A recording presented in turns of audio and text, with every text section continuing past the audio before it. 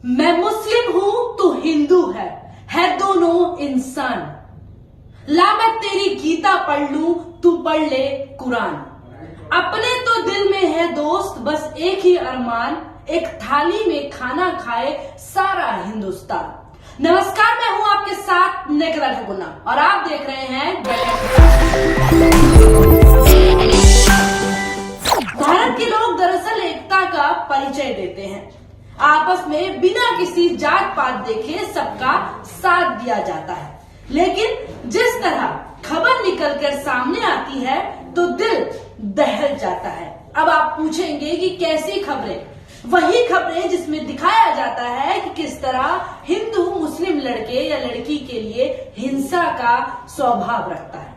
लेकिन सवाल उठता है कि आखिर हिंदू मुस्लिम करता कौन है? क्योंकि आप और हम तो कोई भी ये देखकर नहीं दोस्ती करते, आपस में संबंध बनाते कि ये मुस्लिम है तो मैं इससे बात नहीं करूंगा या इसके लिए ये हीन भावना या भावना रखूंगा।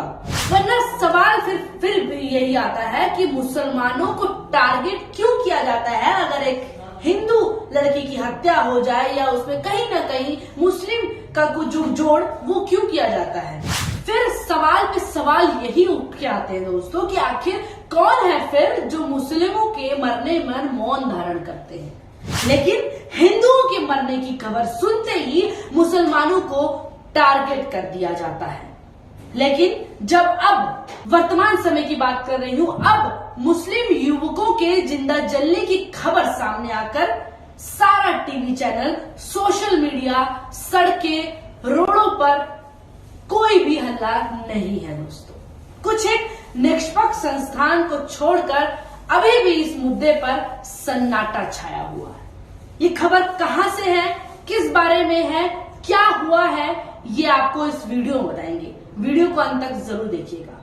ये खबर न्यूज लॉन्ड्री में प्रकाशित हुई है दोस्तों। गौ तस्करी के शक में कथित तौर पर दो मुस्लिम युवकों जिनका नाम नासिर और जुनैद है, उनको अपहरण और पीटकर गाड़ी सहित जलाकर मार दिए जाने के आरोप में राजस्थान पुलिस ने हरियाणा में बजरंग दल के नेता और कथित गौरक्षक मोहित यादव नाम के युवक को और उसकी टीम के 4 लोगों पर मुकदमा दर्ज किया है। देखिए किस तरह से ये खबर आई, किस तरह से बताया गया कि किस तरह से जिंदा जलाया गया। अभी भी इसको लेकर सन्नाटा छाया हुआ है। दरअसल राजस्थान की भरतपुरी पुलिस ने आरोपी रिकू सैनी को गिरफ्तार भी कर लिया है। ये खबर छापी गई है और इसके बताया गया पुलिस वालों ने कि ये हमने गिरफ्तारी कर ली है। वहीं आपको पीछे की बात बताएं तो 16 फरवरी को हरियाणा के भिवानी जिले के लोहारू में एक जली हुई बलेरो में 2 लोगों के जले हुए शव मिले थे। यहां से जो खबर सामने आई, खुलासा हुआ, वहीं गाड़ी के चेसिस नंबर से पता चला कि दोनों युवक जो मृतक हो गए हैं अब राजस्थान के भरतपुर जिले में आने वाले घाटविका गांव के रहने वाले जुनैद और नासिर हैं। अब बताइए, खुलेआम एक गाड़ी जलती है और 2 युवक उसमें मौजूद होते हैं, फिर भी गाड़ी चल जाती है। वहीं 2 ये गौ लश्कर माना जा रहा है, बताया जा रहा है कि 2 मुस्लिम युवक जो ये जुनैद और नासिर हैं, इनको गौ तस्करी के शक पर अपहरण कर पीट कर गाड़ी में जला दिया। अब बताइए, शक के आधार पर ये काम किया गया है।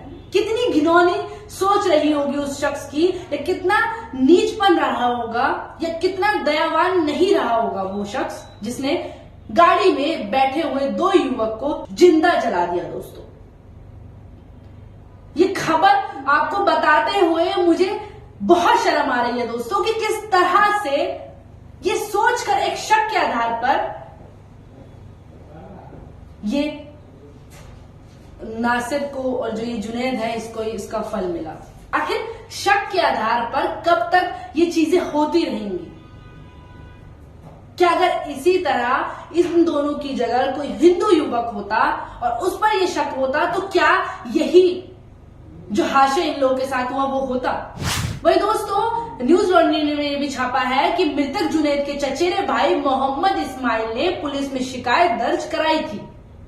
वहीं इस्माइल ने न्यूज लॉन्ड्री को बताया कि 14 फरवरी की सुबह नासिर और जुनैद बोलेरो में हरियाणा के घाटा गांव के अपने घर के रिश्तेदारों में जाने के लिए निकले थे, लेकिन शाम तक जब वो वापस नहीं आए तो शाम को जुनैद की पत्नी ने जुनैद को फोन लगाया तो उनका फोन बंद आ रहा था। फिर उन्होंने ये बात इस्माइल को बताई, जिसके बाद इस्माइल दोनों को ढूंढने निकल गए रात में ही दोस्तों। वहीं हरियाणा के घाटा में के रहने वाले भूतपूर्व सरपंच ने इस्माइल को फोन कर बताया कि ये हादसा हो गया है। हादसा नहीं, ये साजिश है दोस्तों। वहीं हरियाणा के फिरोजपुरी झिरका थाने में नासिर और जुनैद को घायल अवस्था में कुछ लोग लेकर गए।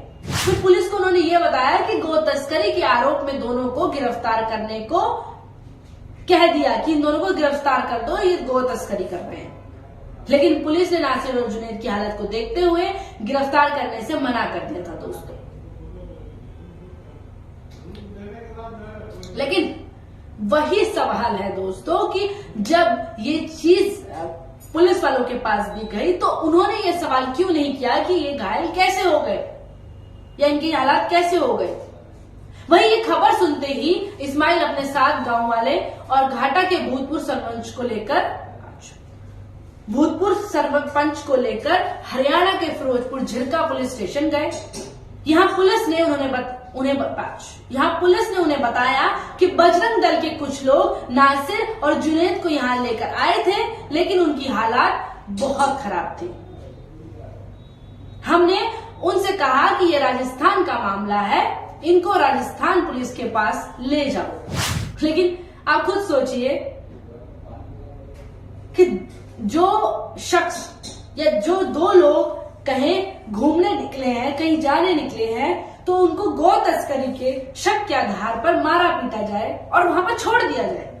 वहीं आपको बता दें, इस्लाम ने आगे बताया कि फिरोजपुर झिरका पुलिस ने उन्हें बजरंग दल के मोनू मानसेर, रिक्कू सैनी, अनिल श्रीकांत और लाकेश सिंगला का नाम लिखकर दिया था और कहा कि आप लोग जाकर अपने स्थानीय थाने में इन लोगों के बारे में शिकायत दर्ज कराएं। ताज्जुब की बात देखिए, ताज्जुब यूं कहे कि जिस तरह ये नासिर और जुनैद घर से बाहर निकले, उनके साथ ये सब स्थिति हुई, तब भी ये चीज सोशल मीडिया में छोड़िए आप, मेन स्ट्रीम मीडिया में भी दिखाई गई।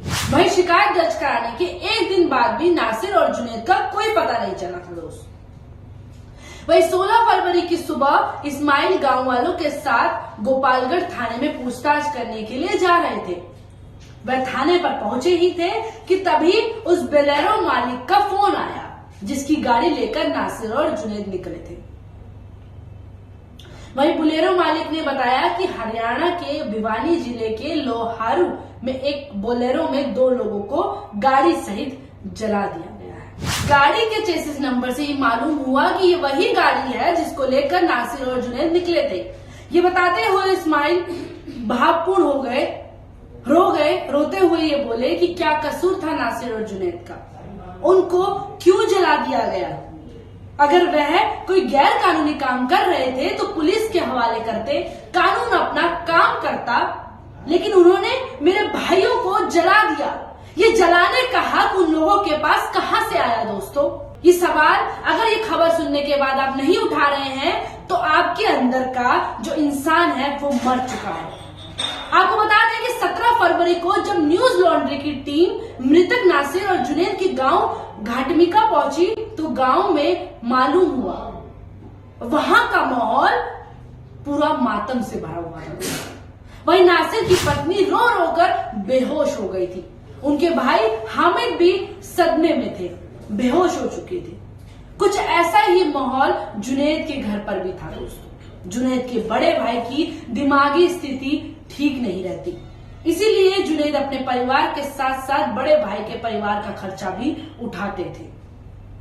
वे अपने परिवार में कमाने वाले एक लौते व्यक्ति थे।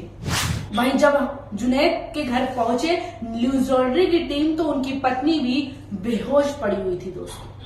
उनकी बहन ने न्यूज लॉन्ड्री को बताया, बात करना चाहती थी, लेकिन 2 दिन तक लगातार रोने के कारण उनके गले से आवाज तक नहीं निकल पा रही थी, लेकिन वो कुछ बताना चाहती थी। उन्होंने रोते हुए बड़ी मुश्किल से कहा कि हमें कुछ नहीं चाहिए, हमें बस इंसाफ चाहिए। वहीं दोस्तों नासिर की बहन ने न्यूज लॉन्ड्री को बताया कि उनके माता पिता की मृत्यु बहुत पहले हो गई थी। नासिर और उनकी पत्नी मजदूरी करते थे। अब नासिर की मौत के बाद उनकी पत्नी अकेली हो गई है। उनके परिवार में न सास ससुर हैं और ना ही कोई जमीन जायदाद है। उन्हें यही डर सता रहा है कि अब गुजारा कैसे होगा। अब जो उनके पति हैं वो कहां से आएंगे, और उनका ना कोई जुर्म होने के बिना ये सवाल उठना चाहिए दोस्तों कि उन्हें क्यों जिंदा जला दिया गया। आपको बता दें, इससे पहले 28 जनवरी को हरियाणा के नूह में वारिस, शौकीन और नफीस की मौत के बाद भी उनके परिजनों ने मोहित यादव पर हत्या का आरोपी लगाया था। वहीं वारिस के परिवार का कहना था कि तथाकथित गौ तस्करी के शक में मोनू और उनकी टीम के लोगों ने वारिस को पीटा था। ये इससे पहले वाला मामला है दोस्तों, जिसकी वजह से उसकी मौत हो गई थी। जबकि हरियाणा पुलिस ने कहा था कि वारिस की मौत पिटाई से नहीं बल्कि एक्सीडेंट से हुई है। पूरी मौत का जो घटनाक्रम ही इन्होंने चेंज कर दिया और ये बयान दिया पुलिस वालों ने। अगर सवाल यही है कि यही जो खबर सामने आई है, इसको जब आगे तहकीकात की जाएगी तो उस पर यह घटनाक्रम अगर बदल जाए, ये कहा जाए कि उन लोगों का एक्सीडेंट हुआ है, उन्हें जलाया नहीं गया है, तो ये हमारे देश की पुलिस, न्यायालय सब में शर्म से डूब जाने वाली स्थिति पैदा हो जाएगी। शर्म से डूब भी जाना चाहिए। इस वीडियो को लेकर आपकी क्या राय है हमें कमेंट बॉक्स में जरूर बताएं और द कंटाप को सब्सक्राइब करना ना भूलें। और इस वीडियो को देखने के बाद दोस्तों सभी तक ये वीडियो बहुत पहुंचाएं, बिल्कुल पहुंचाएं, क्योंकि ये जानना सबके लिए जरूरी है कि आए दिन किस तरह से मुसलमानों को टारगेट किया जा रहा है। धन्यवाद।